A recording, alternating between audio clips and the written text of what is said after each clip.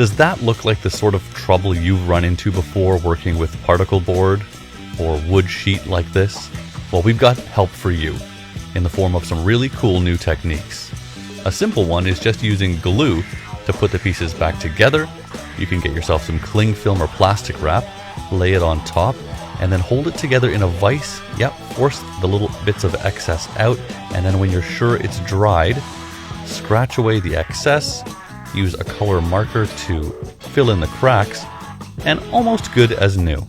Now, if you're having issues filling a screw hole that's maybe worn out, here's a tip for you.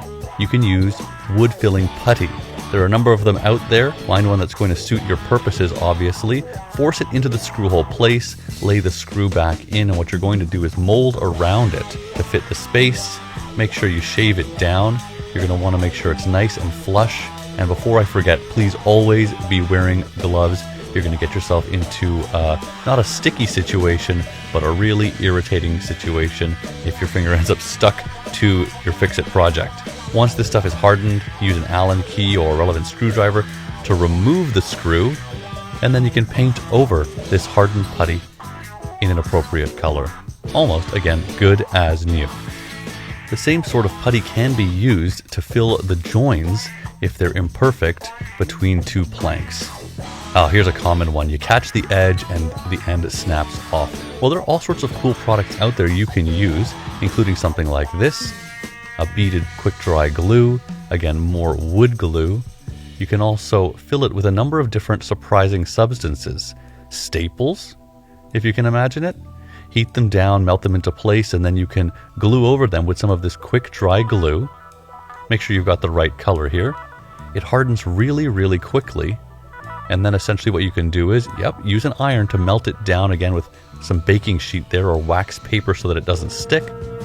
It might take a little artistry to give that finish, that grain look to it, but then you just paint over it, and our best result yet.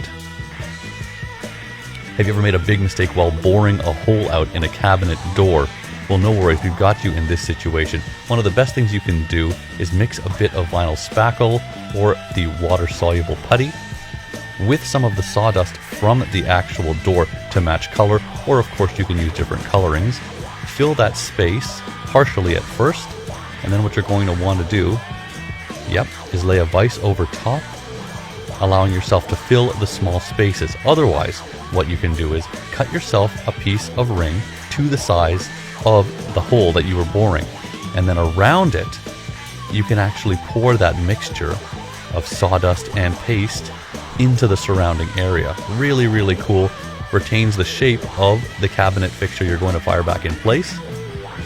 And then it's just a matter of sanding, painting, and voila. How cool is that? Quickly fixed in a whole new way.